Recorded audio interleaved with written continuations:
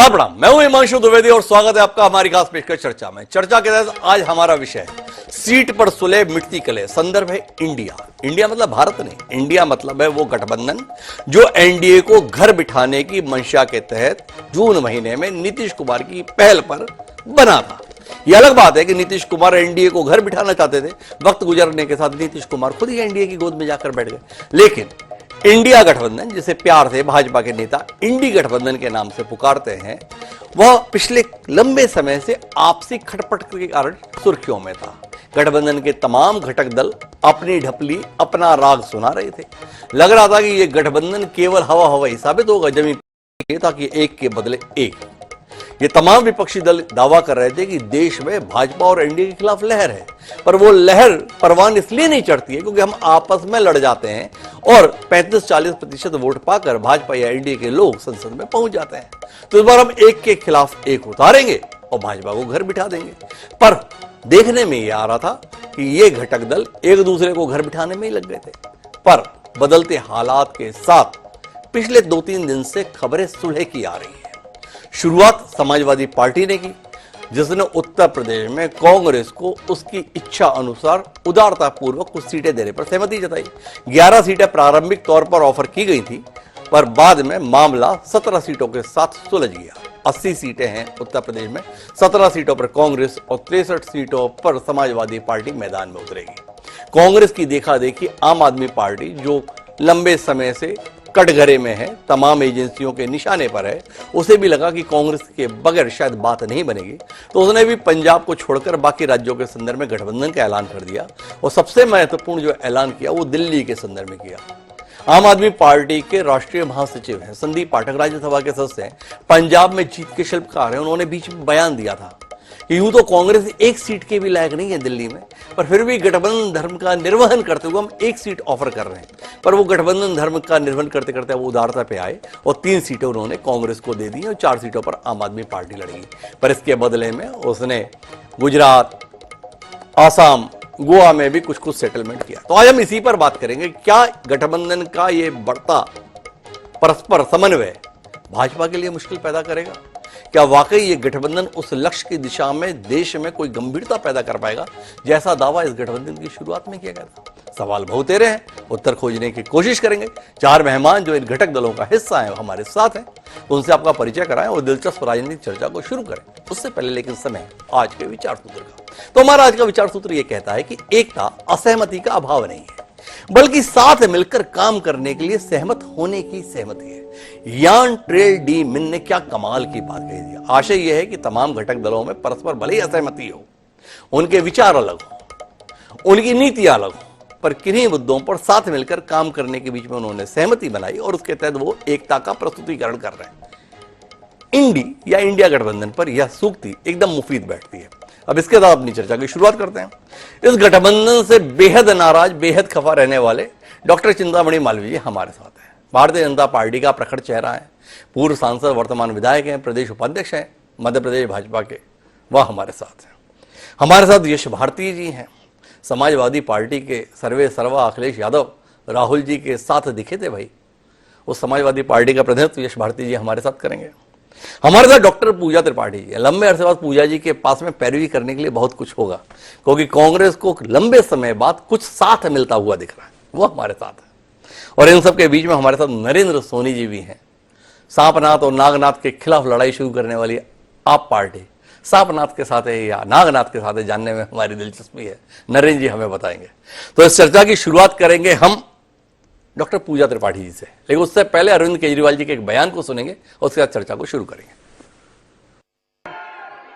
इस बार देखो, मैं कोई मजाक नहीं कर रहा, इस बार अगर सातों के सातों सांसद इंडिया गठबंधन के आ गए, भाई साहब ये एक सुरक्षा कवच बन जाएगा दिल्ली के चारों तरफ।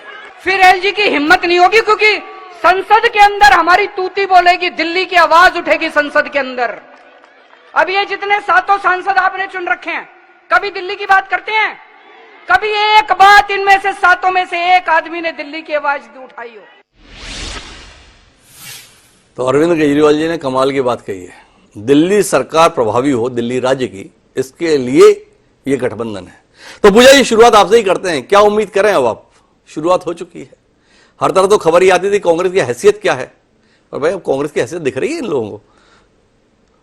हिमांशु जी, आपने जो थॉट से स्टार्ट किया कि असहमति का अभाव नहीं है, ये मुझे अच्छा लगा। जी। और मुझे लगता है इंडिया गठबंधन का एकता असहमति का अभाव नहीं है जी। और मुझे लगता है इंडिया गठबंधन को ओपनिंग देने के लिए इससे अच्छी लाइन नहीं हो सकती। उसके लिए आपकी पूरी टीम का शुक्रिया। जी। आज हम देख रहे हैं कि इंडिया गठबंधन एक बहुत स्ट्रांग पोजीशन पे है। उत्तर प्रदेश, हरियाणा, गोवा, गुजरात, मध्य प्रदेश में भी खजुराहो को एक सीट सपा को देने का ऐलान हो चुका है। तो हम देख रहे हैं इंडिया गठबंधन जो, और बंगाल में भी बातें चल रही हैं, तो जिस फोर्स से आगे बढ़ रहा है। कल अखिलेश जी राहुल जी को भारत जोड़ो न्याय यात्रा में ज्वाइन किए, जहां अखिलेश जी एक तरफ पीडीए यात्रा की बात कर रहे थे, वहां राहुल जी न्याय यात्रा की बात कर रहे थे। और उत्तर प्रदेश की राजनीति में 7 साल बाद ये दोनों साथ में आए हैं और अभूतपूर्व स्वागत हुआ है इनका। तो मुझे लगता है इंडिया गठबंधन एक बहुत स्ट्रांग पोजीशन पे है।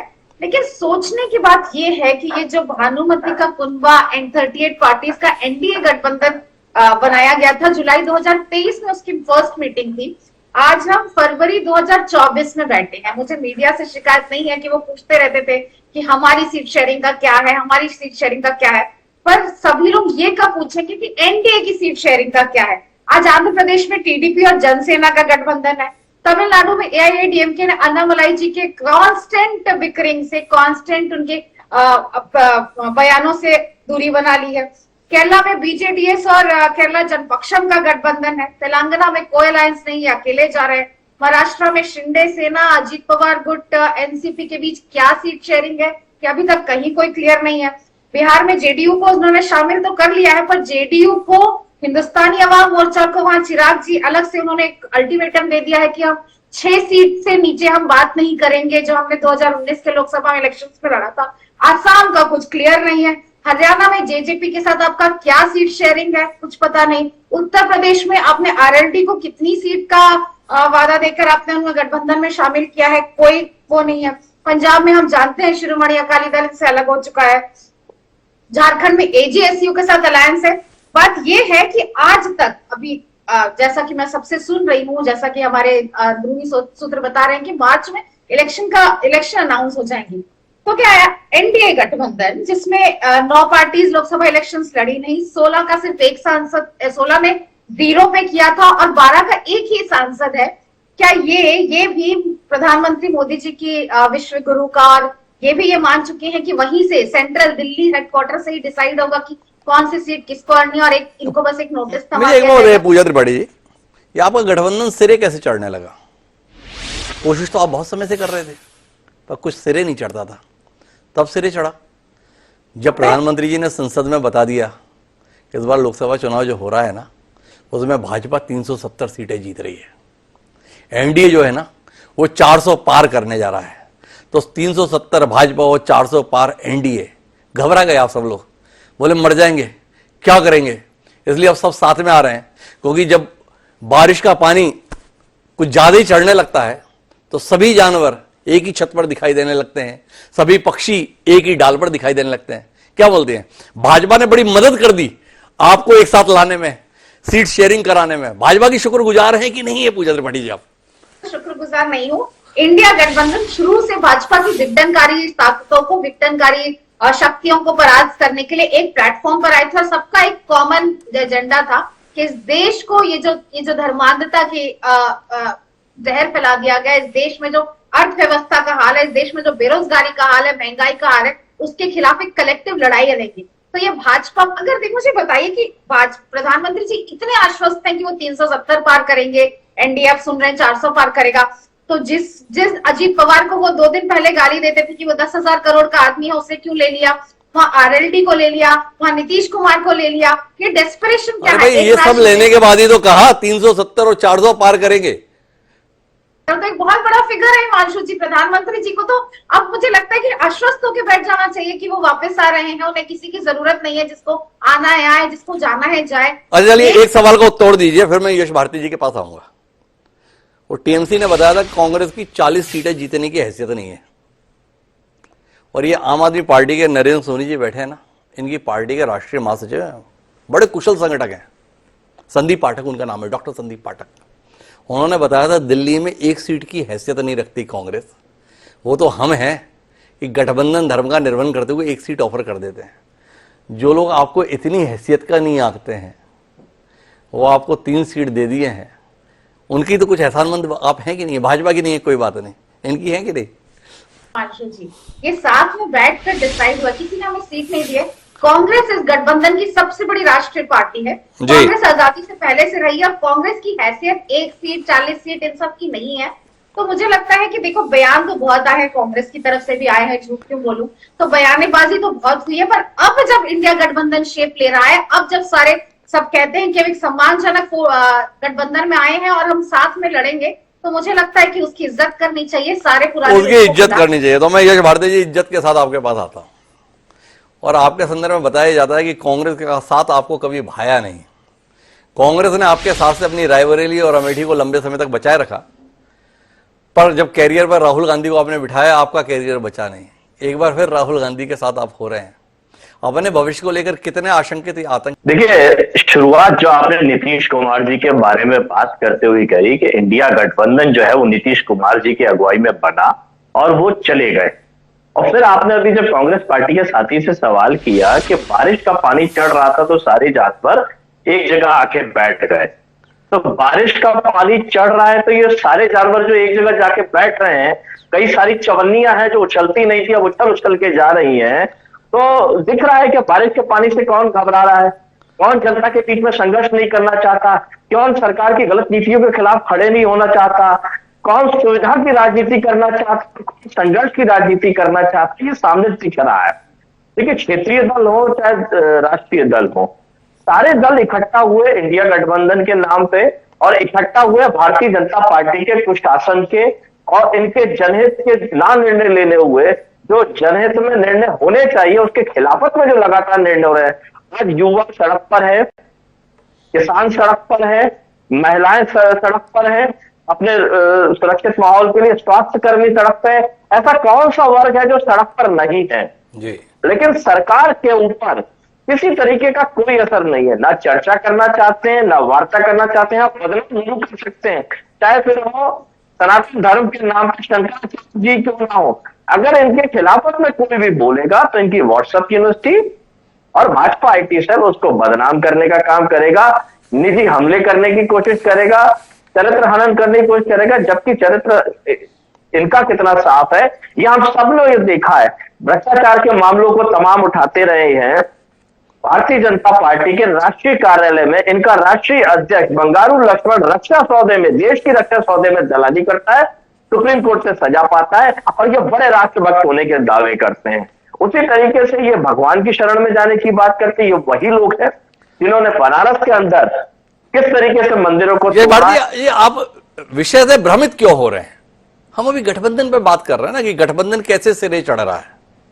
अब गठबंधन में आप कांग्रेस को 11 सीटें दे रहे थे, आपने 17 दे दी, और उस कांग्रेस को आपने 17 सीटें दे दी जिसने विधानसभा चुनाव के दौरान मध्य प्रदेश में आपके सीट मांगने पर यह कहा था ये अखिलेश वखिलेश कौन है। तो थोड़ा सा आप बताएं। पूजा जी ये बात मानने के लिए तैयार नहीं कि भाजपा की तैयारी ने हमको इस गठबंधन को मजबूत बनाने की प्रेरणा दी, हमारे गठबंधन को मजबूत किया। आप क्या मानते हैं?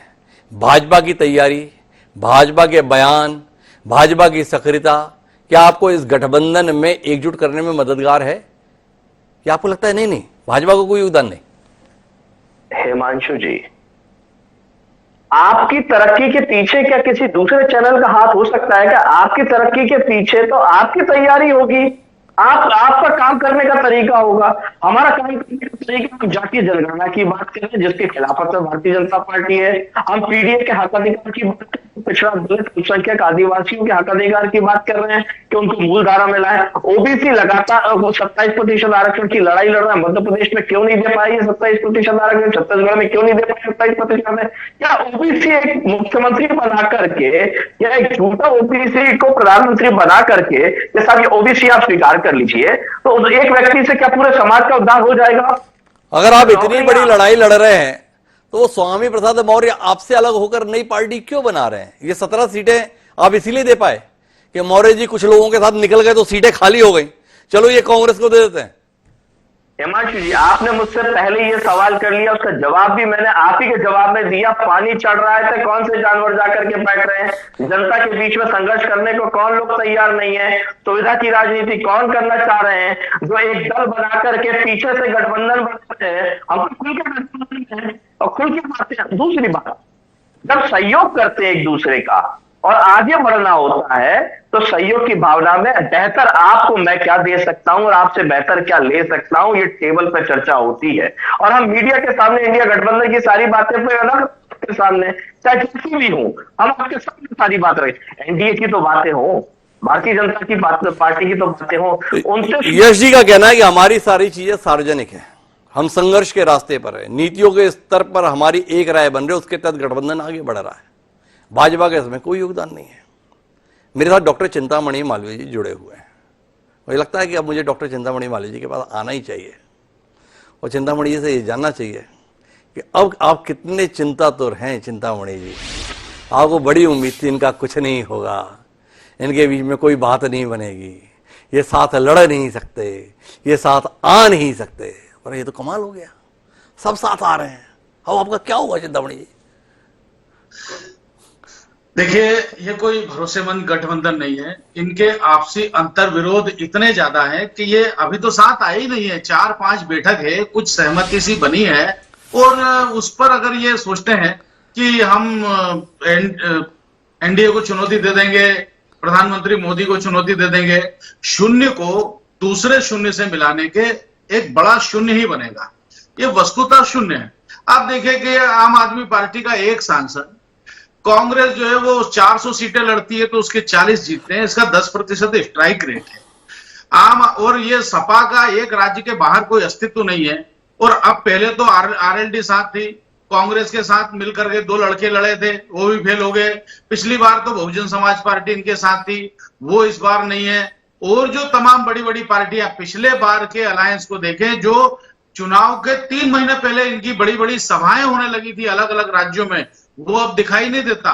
तो इस बार जो इनकी स्थिति पहले से ज्यादा खराब है, बहुत ज्यादा खराब है, क्योंकि इनके पास जो अभी तो अंतर विरोध है ही, अभी तो लड़ाई है ही, कोई जाजम पे आया नहीं है। और ये केवल शून्य से शून्य का मिलन है, एक बड़ा जीरो है ये, और कुछ नहीं है। और कांग्रेस के लिए तो बहुत बुरी बात है। अरे एक बार बताओ, आप 2 सीटों पर थे 1984-85 में, 2 से यहां तक पहुंच गए, तो आप बड़ी संभावना वाले लोग हैं। भारतीय राष्ट्रीय कांग्रेस आज भी 50 से ज्यादा सीटें जीत कर बैठी है लोकसभा में। अभी लोकसभा चुनाव से पहले विधानसभा चुनाव हुए ना, आपसे 10 लाख वोट ज्यादा मिले हैं पूरे चुनाव को मिलाकर। कुछ वोट का हिसाब रखते कि नहीं चिंतामणि जी? देखिए, कांग्रेस का हमारा केडर था, कांग्रेस का केडर नहीं है, क्योंकि कांग्रेस सीटें जो है वो ज्यादा दूसरी पार्टियों को दे रही, कांग्रेस आत्मघात कर रही है। अच्छा। कांग्रेस डाइंग केडर में जा रही है, धीरे धीरे इसका केडर जो है ना वो डाइंग केडर में डल गया है। जिस 67 सीटों पर ये उत्तर प्रदेश में नहीं लड़ेगी, वहां कांग्रेस का केडर धीरे धीरे मर जाएगा। तो अनेक सभी राज्यों में कांग्रेस का केडर मर रहा है, तो डाइंग केडर में डाल दिया गया है कांग्रेस पार्टी को। धीरे धीरे कांग्रेस खत्म हो रही है। तो इसमें सबसे ज्यादा तकलीफ, सबसे ज्यादा अगर किसी का नुकसान है तो वो कांग्रेस का, और सबसे ज्यादा खुशी कांग्रेस हो रही है। ये मेरे लिए आश्चर्य की बात है। और वो कांग्रेस का नुकसान हो रहा है, इसमें आप इतने दुखी क्यों हो रहे हैं? थोड़ा ये बताओ भाई। पूजा जी जो है इसमें खुश हो रही हैं, आपको ऐसा लग रहा है, पर कांग्रेस की दुर्गति हो रही है, इस बात से चिंतामणि मालवीय जी कार्यक्रम में क्यों दुखी हो रहे हैं? भाई ये तो समझाओ हमें। नहीं, हम दुखी नहीं हो रहे हैं, हमें तो प्रसन्नता है। इस देश का जितना नुकसान कांग्रेस ने किया है, जितने बड़े पाप इस देश के खिलाफ कांग्रेस ने किए, जितने अपराध कांग्रेस ने किए, तो कांग्रेस को तो समाप्त ही हो जाना चाहिए। ये तो फिर भी इतनी है, तो ये भी आश्चर्य की बात है कि कांग्रेस इतने अब तमाम। एक बार बताओ चिंतामणि मालवीय जी, ये कांग्रेस ने इतने पाप किए फिर भी लोग कांग्रेस को चुनते थे। कौन चुनते थे? हमारे पूर्वज चुनते थे। तो जितने नाराज आप कांग्रेस से हैं, अपने पूर्वजों से भी उतने नाराज हैं कि नहीं? जो हमसे पहली वाली पीढ़ी थी, जो कांग्रेस को लगातार चुनती थी, आपको तो 2 बार चुना है ना स्पष्ट बहुमत से। इस देश ने 8-8, 10-10 बार कांग्रेस को चुना है। किसने चुना? हमारे पिताजी ने चुना, हमारे दादाजी ने चुना। तो उनसे भी आप उतने ही नाराज हो ना, उतने ही खफा हो ना कि इन पापी लोगों को चुना करते थे। वो कितने पापी लोग थे वो? देखिए, लोकतंत्र एक विकासमान अवस्था है, विकासमान प्रक्रिया है, और धीरे धीरे लोगों को समझ में आ रहा है कि भाई हम कितनी बड़ी गलती कर रहे थे। हम ऐसी पार्टी को चुन रहे थे जिसने देश का विभाजन करके भी विभाजन से हिंदुस्तान के हाथ में कुछ नहीं आया, जिसने वक्फ बोर्ड बना दिया और देश की बहुत बड़ी जमीन वक्फ बोर्ड के हाथ में दे दी, जिसने अल्पसंख्यक आयोग बना दिया, जिसने अलग कानून दे दिया, और जिसने पर्सनल कानून दे करके जिसने बांग्लादेशियों को इतने बांग्लादेशी कर दिए कि बंगाल जो पश्चिम बंगाल जो बांग्लादेश होने की स्थिति में आ गया, बृहद बंगाल की बात होने लग गई, जिसने इस देश के खिलाफ इतने अपराध किए, उस कांग्रेस तो धीरे धीरे लोगों को समझ में आ रहे, अब छोड़ रहे हैं। इसी भाई चुनाव लोकतंत्र का महत्व यही है कि जब लोग एजुकेट होते हैं, लोग जब ज्यादा समझते हैं, तो उन बुरी आदतों को, बुरी प्रक्रियाओं को, बुरी पार्टियों को छोड़ देते हैं, वो काल कवलित हो जाती है। अब लोग बहुत समझदार हो गए। चिंतामणि जी का यह दावा है। मुझे आना है नरेंद्र सोनी जी के पास, लेकिन डॉक्टर पूजा त्रिपाठी जी के पास जाने की मेरी नैतिक जिम्मेदारी इसलिए बनती है कि बहुत सम्मान किया चिंतामणि जी ने उनकी पार्टी का, तो बनता है पूजा जी को उसका जवाब देने का। जी पूजा जी। हिमांशु जी, कांग्रेस के डाइंग कैडर की चिंता छोड़ दें। चिंतामणि, ये बताइए कि महाराष्ट्र के भाजपा के वाइस प्रेसिडेंट जो थे भंडारी जी के बेटे, ये क्यों लिख रहे हैं नरेंद्र मोदी को कि आप अशोक चौहान जो 4 दिन पहले कांग्रेस से आए, आप उनको राज्यसभा दे रहे हैं, और जो मेरे पिता सालों से, दशकों से कांग्रेस भाजपा की सेवा कर रहे हैं, उनका कर दिया गया। चिंतामणि जी कह रहे हैं कांग्रेस ने क्या किया। मेरा सिर्फ एक सवाल है कि मुझे 2 आरएसएस की भाजपा फ्रीडम स्ट्रगल में, आजादी के संघर्ष में आरएसएस की 2 कंट्रीब्यूशन बता दीजिए। मैं आपको बताऊं, 1942 में जब क्विट इंडिया मूवमेंट कांग्रेस ने कहा था, जब भारत पूरा का पूरा भारत करो या मरो के नारे के साथ था, तो आरएसएस ने अंग्रेजों को चिट्ठी लिखी कि हम आपके साथ लड़ाई करेंगे। जब आईएनए के वॉरियर्स का वहां पे लाल किला पे ट्रायल हो रहा था, तब आरएसएस ने लिखा कि हम उनके खिलाफ लड़ेंगे।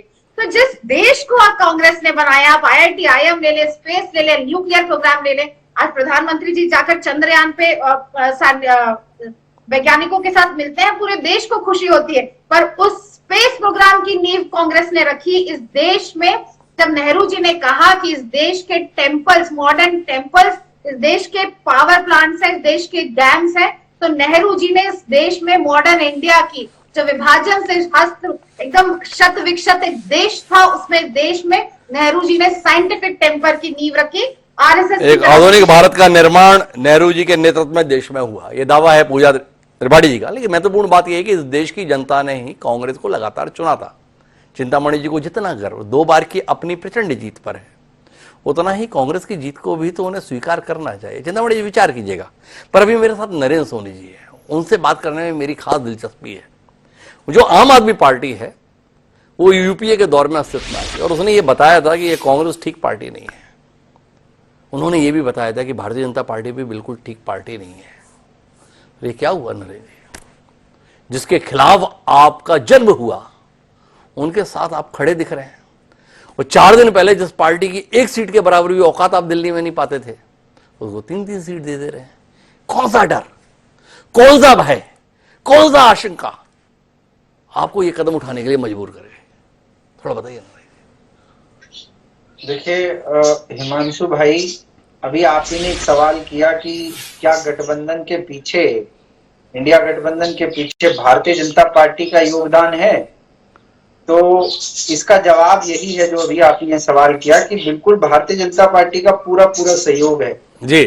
अगर भारतीय जनता पार्टी ने देश की संवैधानिक संस्थाओं को कब्जे में ना किया होता, अगर भारतीय जनता पार्टी ने महंगाई को अपने चरम स्तर पर ना पहुंचाया होता, अगर भारतीय जनता पार्टी ने संविधान का बार बार अपमान न किया होता, अगर भारतीय जनता पार्टी ने देश के युवाओं का अपमान न किया होता, जो बेरोजगारी को बढ़ावा दिया भारतीय जनता पार्टी ने, ये तमाम प्रयास भारतीय जनता पार्टी के रहे कि आज इनको हटाने के लिए, देश को बचाने के लिए, संवैधानिक मूल्यों की रक्षा के लिए ये गठबंधन बना। तो बिल्कुल भारतीय जनता पार्टी का योगदान है इसके पीछे। अगर भारतीय जनता पार्टी ऐसा स्थिति में ना पहुंचाती आज इस देश को, तो हमें ये इंडिया गठबंधन बनाने की आवश्यकता शायद ना पड़ती।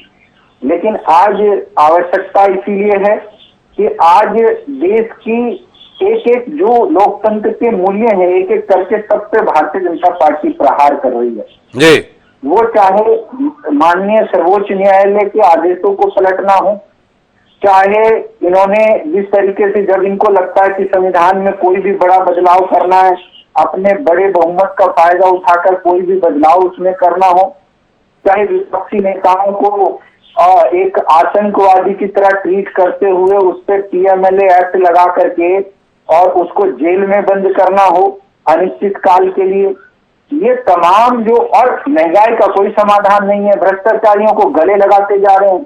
इतना डर भरा हुआ है भारतीय जनता पार्टी में आज इंडिया गठबंधन की वजह से, इंडिया अलायंस की वजह से, कि आज जितने देश के भ्रष्टाचारी हैं सबको इन्होंने गले लगा लिया, सबको बड़े बड़े पदों के ऑफर दे दिए। अरे ये बात बताइए नरेंद्र जी, सबसे ज्यादा भ्रष्टाचारी तो आप यूपीए सरकार को बताते थे। आपका जन्म तो उस संघर्ष की कोख से ही हुआ। दिल्ली में कितना बड़ा हंगामा किया था भाई आप लोगों ने, वो अन्ना हजारे जी भी थे, वो केजरीवाल जी भी थे, पर जिनको आप सबसे बड़ा भ्रष्टाचारी बता रहे थे आजादी के बाद, उनके साथ गले मिलते हुए दिख रहे हैं। लोग क्या कहेंगे आपके संदर्भ में?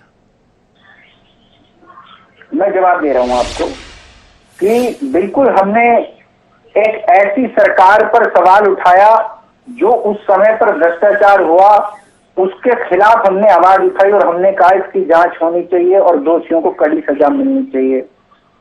तो उस पे कोर्ट के जो भी डिसीजन रहे होंगे वो आप सबने देख लिया। उसके बाद भारतीय जनता पार्टी की सरकार बनी, उन्होंने कितनी किस पे कार्रवाई करी पूरे देश ने देखा।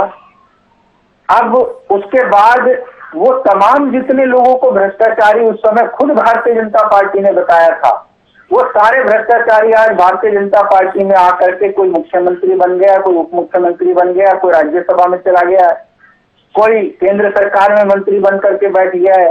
ये सारे के सारे भ्रष्टाचारी जो कभी कांग्रेस पार्टी में हुआ करते थे, वो तो सारे आज भारतीय जनता पार्टी में चले गए हैं जी।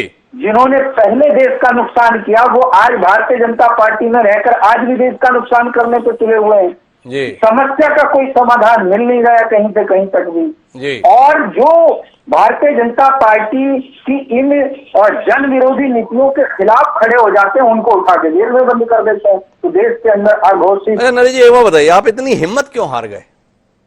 भाई आप लोगों ने जब शुरुआत की थी अपनी पार्टी की तो ये बताया था कि हम एक वैकल्पिक राजनीति का मार्ग प्रशस्त करेंगे, हम देश को एक सशक्त विकल्प देंगे, सुशासन का विकल्प देंगे, इस सांपनाथ और नागनाथ के कुचक्र से आपको बाहर निकालेंगे। पहली बार में ही आपने जाने कितनी सीटों पर चुनाव लड़ा था। अरविंद केजरीवाल जी बनारस भी पहुंच गए थे लड़ाई लड़ने के लिए। जिनके खिलाफ लड़ाई लड़ने वाले थे अब उनके साथ लड़ाई लड़ेंगे मिलकर। ये अपने मिशन से भटक क्यों गए? ये सरेंडर क्यों कर गए? इतने हताश, निराश, कमजोर क्यों हो गए आप? देखिए हिमांशु जी, मुझे ऐसा बिल्कुल नहीं लगता है।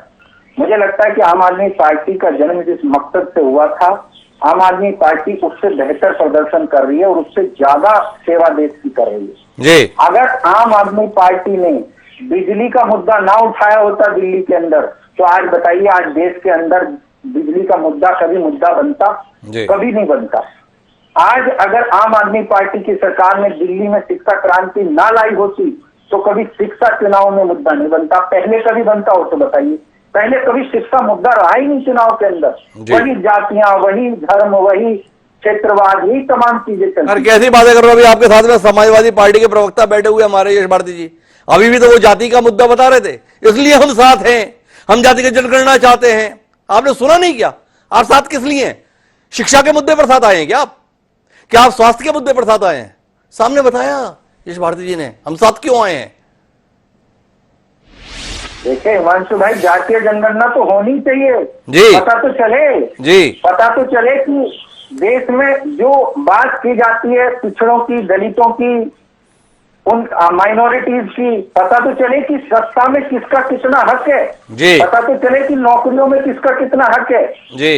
या तो देश में पूर्ण बहुमत की सरकार है, कास्टिज्म खत्म करवा दीजिए, जातिवाद पूरे तरीके से खत्म करवा दीजिए, कोई नहीं मांग करेगा, हिंदू केवल हिंदू होगा, करवा दीजिए, तो फिर कोई नहीं मांग करेगा।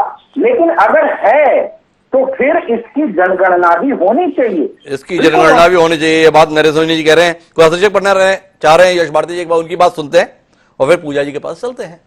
जी यश जी।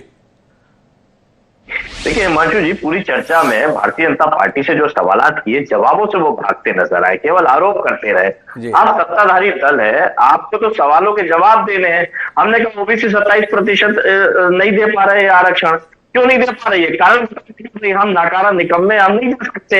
जातीय जनगणना अगर हमारा मुद्दा है इंडिया गठबंधन का, समाजवादी पार्टी का, ये बोल हम जातीय जनगणना नहीं करना चाहते, हमारे यहाँ तो जातीय अमीरी और गरीबी, ये बोल क्यों नहीं रहे? जबकि मोहन यादव जी ने तो बोल दिया जातीय जनगणना नहीं कराएंगे मध्य प्रदेश में, लेकिन बाद में अमित शाह जी कहते हैं कि नहीं कराएंगे, कराएंगे, हम सबको हक अधिकार देना चाहते हैं। तो ये डरना और डराना, ये भेदभाव तो ये पाल है। तीसरी मेरी एक बात बताओ, आप इस बात से बहुत नाराज हो कि ये जो वर्तमान में सरकार है ना, ये जाति आधारित जनगणना नहीं करा रही, पर जिनके साथ आपने गठबंधन किया है ना, ये 50 साल से ज्यादा इस देश पर राज किए, और जब तक राज किए ना, जाति आधारित जनगणना का जितना गुस्सा, जितना नाराज आप इनसे हैं, मतलब भाजपा से, उतने अपने साथियों से भी हैं कि नहीं है? इस मामले में चिंतामणि मालवीय जी के साथ आप हैं कि नहीं है? ये कांग्रेस गलत थी। हिमांशु जी, बहुत वाजिब सवाल किया, और सवाल को होना भी बहुत जरूरी था। समाजवादी पार्टी के राष्ट्रीय अध्यक्ष माननीय श्री अखिलेश यादव जी ने समय समय पर इस बात को बोला है कि भारतीय जनता पार्टी जितना विरोधी जातीय जनगणना की थी, उतना ही विरोधी कांग्रेस पार्टी भी थी। लेकिन देर आए दुरुस्त आए, आज अगर कांग्रेस पार्टी जातीय जनगणना की बात कर रही है, स्वागत करते हैं, और इंडिया गठबंधन का प्रमुख मुद्दा है जातीय जनगणना के समय में। कम से कम हमारे संघर्ष तो देर आए दुरुस्त आए, यश भारती जी कह रहे हैं। पूजा त्रिपाठी जी अभी हमें बता रहे थे कि देखो नेहरू जी ने कितना कुछ किया ना देश के लिए, कांग्रेस ने कितना कुछ किया ना इस देश के लिए, लेकिन ये जो कांग्रेस के पुरोधा थे ना पूजा जी, राहुल गांधी जी से पहले, वो सब इस देश में विभाजनकारी मानते थे जाति आधारित जनगणना को, कि ये सद्भाव पैदा नहीं करेगा, ये विभाजन पैदा करेगा, ये लोगों के बीच में दूरियां बढ़ाएगा, ये लोगों के बीच में हिस्सेदारी को लेकर संघर्ष पैदा करेगा, प्रतिभाएं उपेक्षित होंगी और देश वापस उस विभाजन के रास्ते पर चल निकलेगा जिसको एकता के सूत्र में सरदार वल्लभ भाई पटेल और पंडित नेहरू जैसे मनीषियों ने बांधा था। क्या हुआ? भाजपा को हराने के लिए आप उस मुद्दे को अंगीकार कर लिए जिसका आपके ही पुरोधा विरोध करते थे। मानती हूँ हमारे पुरोधा विरोध करते थे। हमारे पुरोधाओं ने सोचा, जिस प्रकार के वो कहते हैं ना, वो मॉरली बहुत हाई ग्राउंड पे बैठे हुए राजनेता थे, उन्हें लगा था कि विकास का जो फल है वो इक्वल बटेगा, उसमें सभी जातियों को, सभी वर्ग के लोगों को इक्वल बटेगा। पर आज जब हम एक किसान, हर दिन 3 किसान आत्महत्या कर रहे हैं, एक गरीब 27 रुपए में जीवन यापन कर रहा है, और वहीं हम देखते हैं कि अडानी जी की संपत्ति 750 करोड़ से 10,000 करोड़ बढ़ जाती है। तो आज रिसोर्सेस का डिस्ट्रीब्यूशन जो है, आज संसाधनों का डिस्ट्रीब्यूशन है, वो सिर्फ चुनिंदा लोगों के पास क्यों है? आपने कहा कि हम विरोध करते थे, राहुल गांधी जी ने पब्लिकली प्रेस कॉन्फ्रेंस में कहा हमसे गलती हो गई, हमें माफ कर दीजिए। अब हमें बताइए आगे क्या पूरे भाजपा के कैबिनेट में, पूरे फ्रंटलाइन लीडर्स में किसी में ये हिम्मत है कि वो देश से माफी मांगे कि वो हमें माफ कर दीजिए कि हमने आज 44% बेरोजगारी लाई है, हमें माफ कर दीजिए कि आज इतनी महंगाई हो गई है कि देश में जीना मुश्किल हो गया है, हमें माफ कर दीजिए कि हम जहां युवाओं को नौकरी देनी चाहिए थी, हम अग्निपथ स्कीम लाके लोगों को 4 साल के लिए कॉन्ट्रैक्ट में सेना में रख रहे हैं। क्या भाजपा में किसी में यह हिम्मत है कि वो पब्लिकली आके बोले कि हमें माफ कर दीजिए कि हमने 6,000 करोड़ रुपए इलेक्टोरल बॉन्ड का खाया है, बाकी दूसरों के पास पैसा नहीं है? डॉक्टर पूजा त्रिपाठी, आप एक बार बताइए कि जिन नेताओं के रहते हुए कांग्रेस ने देश में ऐसा समर्थन पाया, मेरा सवाल सुने, जिसमें 2/3 3/4 बहुमत आया, चाहे वो पंडित जवाहरलाल नेहरू हो, चाहे वो इंदिरा गांधी हो, चाहे वो राजीव गांधी हो, 405 सीटें 545 में राजीव गांधी के दौरान, तो वो इस नीति पर थे कि जाति आधारित जनगणना की जरूरत नहीं है। और जब राहुल गांधी आपकी पार्टी के सम्माननीय राष्ट्रीय अध्यक्ष बने, तो उनके कुशल नेतृत्व में पार्टी ने कुल अदद 52 सीटें जीत पाने में सफलता हासिल की। तो जो पार्टी को 52 सीटें दिला पाया, वो ये बोल रहा है कि हमसे गलती हुई, पूर्व में हमारे पूर्व नेताओं से गलती हुई कि हमने जाति आधारित जनगणना नहीं की। आप क्या कहना चाहती हैं? देश गलती पर था कि उस नीति के साथ खड़ा था?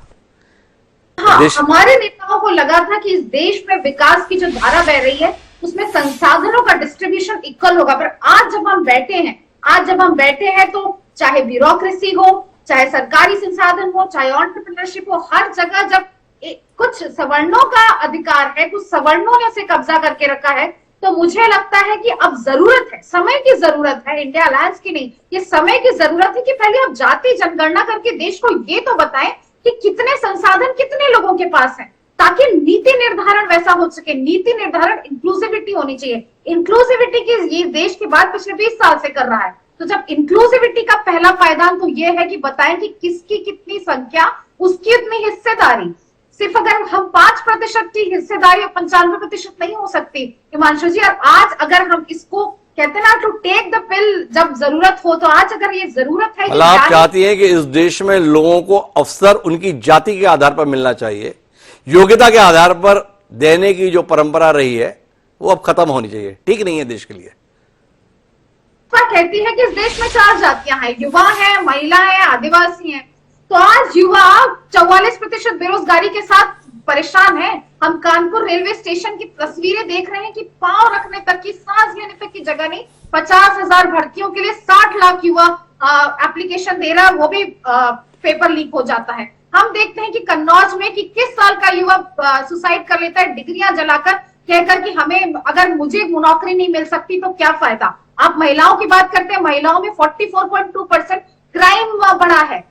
तो मैं ये कह रही हूँ कि आप जिन जातियों की बात कर रहे हैं, हम कह रहे हैं कि हमें जातियों का नंबर दीजिए, जिसकी जितनी संख्या उसकी इतनी हिस्सेदारी। आप अगर जिन 4 जातियों की बात कर रहे हैं, आप उन जातियों पर तो जस्टिस करिए, उन पर तो जस्टिस कीजिए। तो कुल मिला के कहानी समझने की कोशिश कीजिए चिंतामणि मालवीय। 2 अलग अलग विषय निकल कर आए। माननीय डॉक्टर पूजा त्रिपाठी और यश भारती ये बता रहे हैं कि नीतियों के मुद्दे पर हम एक राय हैं, जाति आधारित जनगणना के मुद्दे पर गठबंधन बड़ा मजबूत हो रहा है, फेविकॉल का जोड़ आसानी से टूटेगा नहीं। हालांकि नरेंद्र सोनी जी थोड़ा इससे इत्तेफाक कम रखते हुए बताते हैं कि नहीं, हम भ्रष्टाचार के संदर्भ में भी साथ हैं, हम रोजगार के मुद्दे पर भी साथ हैं, हम महंगाई के स्तर पर भी साथ हैं। आप तो बिल्कुल अनाथ है, आपके पास क्या है? केवल मंदिर?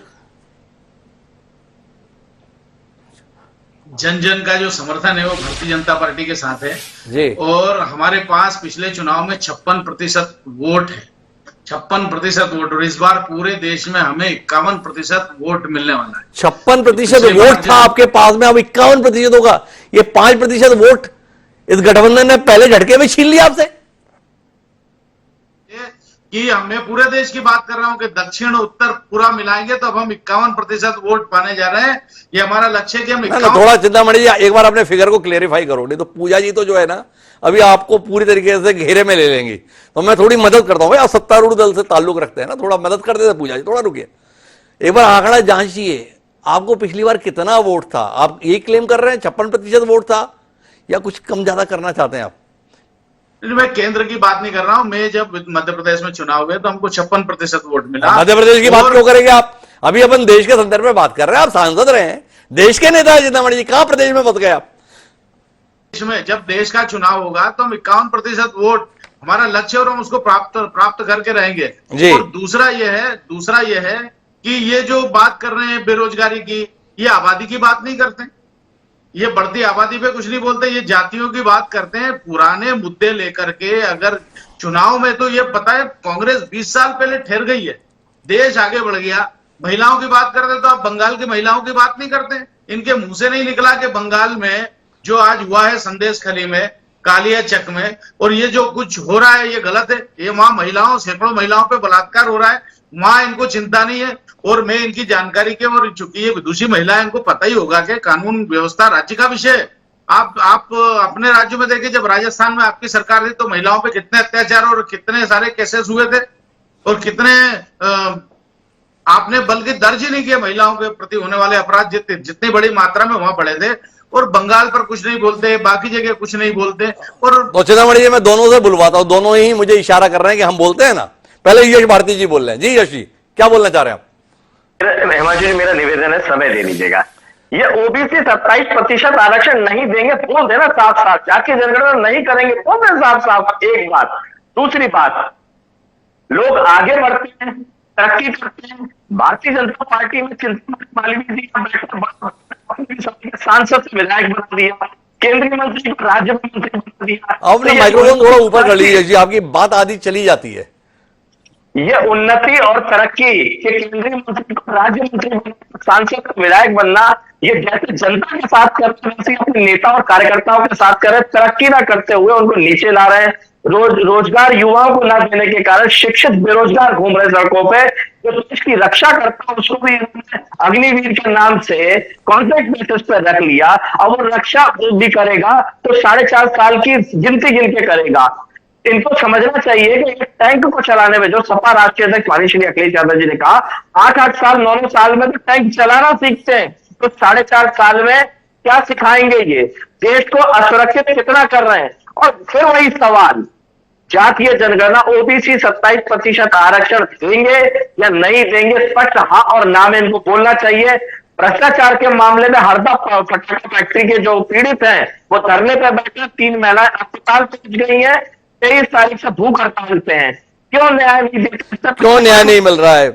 यश भारती जी ने तो मुद्दा पकड़ लिया है। जाते आते जनगणना के आधार पर बताओ करोगे नहीं करोगे, 70% आरक्षण दोगे या नहीं दोगे, चिंतामणि से पूछ लेंगे। लेकिन पूजा जी को हस्तक्षेप करना है। और पूजा जी, आपसे सवाल जो है ना, वो अधीर रंजन जी की आप मदद करना चाहोगी या ममता बनर्जी की करना चाहोगी? सही सही बताना। देखिए, जहां पर भी महिलाओं पर अत्याचार होगा, कांग्रेस महिलाओं के साथ खड़ी रहेगी। अगर कांग्रेस संदेश खाली पे अपनी फैक्ट फाइंडिंग टीम बनती है, तो भारतीय जनता पार्टी की केंद्र में रहते हुए जिम्मेदारी है कि मणिपुर में 2 औरतों जिनको निर्वस्त्र करके पूरे देश के औरतों को शर्मसार किया गया, उस पे बोले, चिन्मयानंद पे बोले, कुलदीप सेंगर में बोले, उन्नाव पे बोले, हाथरस के पर बोले, और उत्तराखंड में जो अंकिता भंडारी के रेप में और हत्या में जो इन्हीं के भाजपा के ही विधायक शामिल थे, उन पर बोले। ये जो सिलेक्टिव औरतों के लिए स्टैंड लेना होगा ना, आपकी महिला एवं बाल विकास मंत्री हथनी पे आंसू बहाती है, पर उन्नाव, हाथरस और उत्तराखंड पर एक शब्द नहीं बोलते। मणिपुर में प्रधानमंत्री जी एक शब्द नहीं बोलते, सदन के अंदर की बात कर रहे। तो मुझे लगता है जो सिलेक्टिव ये महिलाओं की बात करते हैं, पूरे महिलाओं पर ये महिलाओं, ये तो ऐसे ही है, मान लिया पूजा जी, पर आप तो संदेश कली पे कुछ बोलिए ना भाई। आपने भाजपा को तो बता दिया, ये नहीं बोलते, सिलेक्टिवली बोलते हैं। आप तो खुल के बोलेंगे ना। हमने तो सीधा सवाल किया था, किसके साथ रहेंगे आप? ममता बनर्जी के साथ रहेंगे या माननीय आपके लोकसभा में नेता प्रतिपक्ष के साथ रहेंगे? मैं मानती हूँ राजस्थान में महिलाओं पर अपराध हो गए, पर कब राजस्थान में अशोक गहलोत जी की जब सरकार थी कांग्रेस दिसंबर से पहले, तब आप अपराधियों के साथ खड़े थे? कब उनकी रातों रात पेट्रोल डाल के उनकी लाश को ठिकाने लगा दिया गया था? जिस तरीके से अशोक गहलोत जी दिखाए हैं, जिस तरीके से उन्होंने अपराधियों को पकड़ने में और क्राइम को कंट्रोल करने में अपनी तत्परता दिखाई है, वो मुझे भाजपा में नहीं दिखती। भाजपा में रातों रात अंकिता भंडारी के रिजॉर्ट पर बिल्डोजर चला दिया जाता ताकि साक्ष्य मिटा दिया जाए। कोई मंत्री चू तक नहीं बोलती। मणिपुर पे आप चू तक नहीं बोलते, और वो सिर्फ एक दिन के इंटरनेट वापस आने पर ये विजुअल्स आते हैं। तो ये जो सिलेक्टिव, हमने कहा अगर हमारे यहाँ महिलाओं पर अत्याचार हो रहा है तो हम अपराधियों को कड़ी से कड़ी सजा देते हैं, पर क्या आप देते हैं? क्या आप देते हैं? ये सवाल है। पर हम बस विषय पे आते हैं। हमारे विषय के केंद्र में गठबंधन है। तो एक सवाल जानना चाहता हूं पूजा जी, आपने तो गठबंधन कर लिया कि हम 17 पे ही लड़ेंगे, और बाकी सीटों पर प्रियंका जी ने बड़ी मेहनत की। देखो आप ना 5 साल से उत्तर प्रदेश में पूरा नए सिरे से संगठन खड़ा किया था, ये तय किया था कि मजबूती के साथ लड़ाई लड़ेंगे। अब क्या होगा उन लोगों का? उन 63 सीटों पर जो तैयारी की थी कांग्रेस के तमाम नेताओं ने कि इस बार तो भाजपा को पटकनी देनी है, या अखिलेश जी को भी सबक सिखाना है, या मायावती जी को भी हिसाब किताब चुकता करना है। अब वो 63 सीटों पर क्या करेंगे? भाजपा की जड़ों में मठा डालेंगे या साइकिल पंचर करेंगे? इंडिया अलायंस के लिए कैंपेन करेंगे मानसू जी। आज जब हमारी सारी पार्टी का हाईकमान से लेके सारे कार्यकर्ता या इस बात पर एक पूजा जी, मैं आपकी बात में एतबार कैसे करूं? माफ कीजिएगा, बीच में टोक रहा हूं। वो क्या है, आपने तो पढ़ती लिखती हैं, आपकी बातचीत से भी साफ तौर पर दिखाई देता है। वो सलमान खुर्शीद आपकी पार्टी के बड़े नेता हैं, उनका एक ट्वीट आया हुआ है गठबंधन के संदर्भ में, इसलिए डर पैदा हो गया। मठा डालेंगे या पानी डालेंगे, क्या कहती हैं? हाँ ना, देखिए इंडिया गठबंधन है, एनडीए जैसे एक नाम मात्र का गठबंधन नहीं है। ये सिर्फ खाना पूर्ति नहीं हुई है, यहाँ एक बहुत स्ट्रॉन्ग रीजनल प्लेयर्स है। अगर अखिलेश जी की यूपी में बात करूं, उनका बहुत स्ट्रॉन्ग है। ममता जी टीएमसी को वेस्ट बंगाल में रूल करती है, स्टालिन जी तमिलनाडु में है। तो जब इतने स्ट्रॉन्ग प्लेयर्स, और कांग्रेस सबसे बड़ी राष्ट्रीय पार्टी है, जब इतने स्ट्रॉन्ग प्लेयर और राष्ट्रीय पार्टी मिलेंगे तो फ्रिक्शन तो होगा हिमांशु जी, और वो लोकसभा चुनाव में जाते तक होगा। उसमें आप और मैं कुछ नहीं कर सकते, बयानबाजियां होंगी। पर सही बात यह है कि आज हम सब साथ में खड़े हैं, हम सब साथ में खड़े हैं, ये पूजा जी का कहना है। यश जी कुछ कहना चाह रहे हैं? जी यश जी। अब अगर गठबंधन की बात होती है तो भारतीय जनता पार्टी से भी सवाल करना चाहिए कि एनडीए गठबंधन में जो सहयोगी दल आए थे, चाहे जॉर्ज फर्नांडिस हो, शरद यादव जी हो, शरद यादव जी मुख्य कन्वेनर बने थे, उस मुख्य कन्वेनर का इन्होंने क्या हाल किया? चौधरी अजीत सिंह जी इनके साथ आए थे, उनका क्या हाल किया? रामविलास पासवान जी इनके साथ आए थे, उनका क्या हाल किया? परिवार तोड़ दिया, उनके घर खाली करा दिए, घर खाली कराने के तरीके सामान फेंक दिया। तो ये इतने बड़े बड़े नेता थे, राजनेता थे, जिनको जब सहयोग चाहिए था तो निचोड़ लिया, जब निचोड़ के सुखा दिया तो फेंक दिया। कैसी बातें कर दो यश भारती जी, आप तो बड़ा अजीब सी बात करते हो। अजीत सिंह के लिए दर्द व्यक्त कर रहे हो, थोड़ा जयंत चौधरी से बात करो ना, कैसे भाजपा की जय जयकार करने के लिए वापस तैयार हैं। ये पासवान जी के संदर्भ में चिंता कर रहे हो, वो चिराग पासवान का हृदय के अंदर देखिए ना, वो तो मोदी जी के हनुमान है, खुद बताते हैं। थोड़ा अपने नेताओं के बयान पे दृष्टि डालो ना यश जी। तो दृष्टि रख रहा हूं, लेकिन पता कर दिया ना, जो हनुमान कहते हैं उसी के चाचा भतीजे ने कर दिया। किसने किया? शरद यादव जी का किसने किया? और अजीत सिंह जी का घर सामान फेंकने तक किसने किया? और जयंत चौधरी जी को किसने किया? ये तो यही मतलब ना। तो कुल मिला के भाजपा अपने सहयोगियों के साथ ठीक व्यवहार नहीं करती है, इनका कहना है। लेकिन मुझे वापस नरेंद्र सोनी जी के पास एक बार आना है। नरेंद्र जी, अपने कैडर को कैसे इस गठबंधन में काम करने के लिए राजी करेंगे? बड़ा नैतिक बल रहा है आपका, आप नीचे स्तर पर बताते रहे कि हम बदलाव के लिए आए हैं, परंपरागत राजनीति के लिए नहीं आए हैं। क्या दिल पर बीतेगी उन तमाम कैडर के लोगों के जब उनको पता चलेगा कि अपने कांग्रेस के लिए वोट मांगना है दिल्ली में? जिस कांग्रेस के खिलाफ आप वोट मांगते हैं विधानसभा में, उस कांग्रेस के लिए वोट मांगेंगे नरेंद्र जी? उस कार्यकर्ता के दर्द, दुख, तकलीफ का कोई एहसास आपको आ रहा है? देखिए हिमांशु भाई, ये पूरा का पूरा प्रोपेगेंडा भारतीय जनता पार्टी का है कि आम आदमी पार्टी के कार्यकर्ता निराश हैं, कभी कहते हैं कांग्रेस पार्टी के कार्यकर्ता निराश है। आज आम आदमी पार्टी का एक एक कार्यकर्ता इस बात से परिचित है और इस बात को जानता है कि यदि हमें आज देश के संवैधानिक मूल्यों की रक्षा करनी है तो हमें ये नहीं देखना कि किस पार्टी की क्या विचारधारा है। विचारधारा, आइडियोलॉजी हम सबके अलग अलग है, बिल्कुल मैं मानता हूँ, इस बात से पूरी तरह से सहमत हूँ। आम आदमी पार्टी की विचारधारा अलग है, कांग्रेस की विचारधारा अलग है, लेकिन आज देश से बड़ी कोई विचारधारा नहीं हो सकती है। क्योंकि जिस प्रकार से एक एक करके एजेंसियों का इस्तेमाल जिस तरीके से किया जा रहा है, संवैधानिक संस्थाओं को जिस तरीके से बर्बाद किया जा रहा है, जिस तरीके से हम देख रहे हैं कि जो 2 करोड़ रोजगार देने की बात की थी और बाद में लोगों को पकोड़ा तलने के लिए मजबूर कर दिया भारतीय जनता पार्टी ने, एक ऐसी स्कीम लेकर के आए, अग्निवीर योजना जैसी योजना जिसमें युवाओं को बेकार कर दिया, सेना में जाने लायक नहीं छोड़ा भारतीय जनता पार्टी ने। इतनी महंगाई, जो सिलेंडर 2014 से पहले 418 रुपए में लोग खरीदा करते थे, आज उसी सिलेंडर को 950 में खरीद रहे हैं और अभी 2 महीना पहले तो 1100 1150 में भी खरीदा जा रहा था। तो आज ये देश का आम आदमी पार्टी का कार्यकर्ता की बात नहीं है, आम आदमी पार्टी के कैडर वोट की बात नहीं है, देश का एक एक व्यक्ति जान रहा है इस बात को। नरेंद्र जी, मैं थोड़ा आपको और विस्तार से देता हूं अपने सवाल को। वो एक नेता है, नाम है उनका अलका लांबा, आम आदमी पार्टी की ओर से विधायक होती थी। बाद में उन्होंने बताया कि ये पार्टी बहुत घटिया है और उससे भी घटिया है इस पार्टी के सर्वोच्च नेता अरविंद केजरीवाल हैं। वो आजकल कांग्रेस की बहुत बड़ी नेता है, महिला कांग्रेस की राष्ट्रीय अध्यक्ष हैं। प्रबल संभावना लोग बताते हैं वो चांदनी चौक से चुनाव लड़ेंगी, जो गठबंधन में आपने कांग्रेस को दी है। और जिस आम आदमी पार्टी को घटिया पार्टी, जिस आम आदमी पार्टी के नेता अरविंद केजरीवाल को घटिया आदमी वो बता दीजिए, उनके लिए आप वोट कैसे मांगोगे? ऐसे दृश्य और जगहों पर भी दिखेंगे ना नरेंद्र सोनी जी, थोड़ा बताओ ना हमें। ऐसा है ना सर कि ये बहुत छोटी बातें हैं। देश के सामने अगर अपमान भी सहना पड़ता है ना तो वो कोई बड़ी बात नहीं है। पहले क्या हुआ क्या नहीं हुआ और उनकी व्यक्तिगत राय रही होगी, उनको जहां वो उनकी स्वतंत्रता है, उनको कहाँ रह करके काम करना है, करना तो सबको जैसे करना अपने तरीके से करेंगे। अब आते हैं चिंतामणि जी आपके पास। देख रहे हो आपने क्या हालात बना दिए देश में कि सब एक साथ हैं, और इसलिए एक साथ हैं कि सबको आपने इतना परेशान हलाकान कर दिया है कि अब आपको विराम देना ही है, इस संकल्प के साथ सब साथ खड़े हैं। क्या कहते हैं आप? थोड़े जल्दबाजी कर दी लोगों को परेशान करने में आप। देखिए, ये परिवारवादी पार्टियां, ये भ्रष्टाचारी पार्टियां जो एक दूसरे पर ही भ्रष्टाचार के आरोप लगाती हैं। आप जब ऐसी बातें बोलते हो ना चिंतामणि जी, तो लोगों को अब हजम नहीं होता। ये भ्रष्टाचारी पार्टियां, वो आपके नेताजी बता रहे थे, एनसीपी नेचुरल करप्ट पार्टी।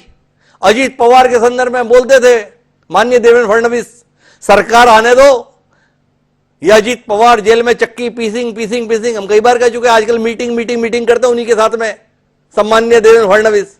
वो अशोक चौहान, ये पूजा त्रिपाठी जी की पार्टी ने पिछली बार टिकट दे दिया था लोकसभा का, तो आगे पार्टी के तमाम नेता बता रहे थे देखो ये है कांग्रेस का आदर्श लोकसभा की टिकट पर, और अब आपका आदर्श राज्यसभा का दे दिए। क्या कहते हो? इसके बाद बोल रहे हो ये भ्रष्टाचारी पार्टियां, ये परिवारवादी पार्टियां। कौन यकीन करेगा आपकी बात पर? देखिए, ये तो इन्हीं के प्रोडक्ट हैं, और जो भी है कानून और अपना ये काम प्रोडक्ट आपको इतने क्यों भा रहे हैं चिंतामणि जी? जो ये जिनके 4 मंत्री और जेल में हो, खुद राष्ट्रीय अध्यक्ष के जाने की तैयारी हो, और कांग्रेस पार्टी के सारे ही नेता, चाहे वो सोनिया जी हो, राहुल जी हो, और कोई जी हो, वो सारे जमानत पे बाहर हो, भ्रष्टाचार के आरोपों में बाहर हो। समाजवादी पार्टी के बारे में और क्या कह सकते हैं? समाप्तवादी पार्टी है, तो कुछ बचा नहीं, केवल बड़ी बड़ी बात करते हैं। इस बार 0 पे ले आएंगे बीजेपी को, ये कर देंगे। इनके नेता केवल गाल बजाते रहते हैं। ये इनके बारे में कोई बहुत चर्चा, इनके इतने विरोधाभास है कि देश इन पे भरोसा कर ही नहीं सकता, क्योंकि ये हमेशा एक दूसरे की विरोधी पार्टी रही है। एक को समाप्त करके दूसरी पार्टी बढ़ी है। इनके अंदर ही चूहे बिल्ली का इतना खेल है कि देश इन पे भरोसा नहीं करेगा। और इसलिए आप एक बात बताओ चिंतामणि जी, आखिरी बात, आपका भरोसा किस बात पर है? ये आपस में ही लड़ मरेंगे इसलिए आप बने रहेंगे, या आपने कुछ काम हम ऐसा किया है जिसके कारण से आप बने रहेंगे? ईमानदारी से बताओ, किसके भरोसे हो? इनकी आपसी लड़ाई के भरोसे हो आप, या अपनी कुछ नीति वीति के भरोसे हो? क्योंकि इनके जितने लोगों को आप कटघरे में खड़ा करते हो, उन्हीं को आप माला पहनाते हुए दिखते हो, तो समझ नहीं आता आपकी किस बात पे भरोसा करें। देखिए, हमने 3 करोड़ आवास दिए हैं, प्रधानमंत्री आवास, हम उनके भरोसे हैं। हमने जो 11 करोड़ गैस चूल्हे दिए, हम उनके भरोसे हैं। हमने जो 30 करोड़ से ज्यादा जो शौचालय बनाए, हम उनके भरोसे हैं। हमने जो 10 करोड़ किसानों को किसान सम्मान निधि डाल रहे हैं, हम उसके भरोसे हैं। हमने जो लखपति बहनें बनाई हैं, उनके भरोसे। हम तो हमारे विकास कार्यों के भरोसे। जब आप इन सब के भरोसे हो, तो जिनको आप खारिज नेता बताते हो, जिनको चुके हुए नेता बताते हो, और जिनको भ्रष्टाचार के शिखर पुरुष बनाते हो, उनके लिए कालीन क्यों बिछाते हो? यह सवाल अपनी पार्टी में पूछना जरूर चिंतामणि जी, कि जब आपका सारा मामला इतना ठीक है तो इन सब के भरोसे भी आप क्यों दिखाई देते हो और ऐसे सवालों का सामना करने के लिए मजबूर होते हो? लेकिन महत्वपूर्ण बात जो इस कार्यक्रम के निष्कर्ष की है वो ये है कि इंडिया गठबंधन अब गठबंधन का स्वरूप लेते हुए दिख रहा है। जो बात जून में कही गई थी वो फरवरी के अंत आते आते कुछ सिरे चढ़ती हुई दिख रही है। पर क्या चुनाव रहते तक ये सिरे चढ़ी रहेगी या एक बार फिर बिखरती हुई दिखाई देगी? क्योंकि इस गठबंधन के अंदर जिस प्रकार के परिवर्तन होते हैं वो कमोबेश वैसे होते हैं जैसे घड़ी में सुइयों का फेरबदल होता है। देखिए ये फेरबदल क्या रंग दिखाएगा। देखिए आप सभी मेहमानों का बहुत बहुत धन्यवाद इस चर्चा का हिस्सा बनने के लिए। समय है अब आज के शेर का। तो हमारा आज का शेर ये कहता है कि हिम्मत है तो बुलंद कर आवाज का अलम, हिम्मत है तो बुलंद कर आवाज का अलम, चुप बैठने से हल नहीं होने का मसला। जिया जालंधरी ने जो ये बात कही थी वो कुल मिलाकर राजनेताओं पर मुफीद है। पक्ष हो या विपक्ष अपनी बात को मुस्तैदी से कहें ताकि देश की जनता फैसला ले सके तो उसके भविष्य के लिए क्या ठीक होगा। एक स्वस्थ लोकतंत्र में इसी की अपेक्षा होती है। क्या यह देश स्वस्थ लोकतंत्र की परंपरा का निर्वहन करता है? इस सवाल के साथ अब मुझे दी इजाजत। कल फिर मिलेंगे नए विषय के साथ। तब तक के लिए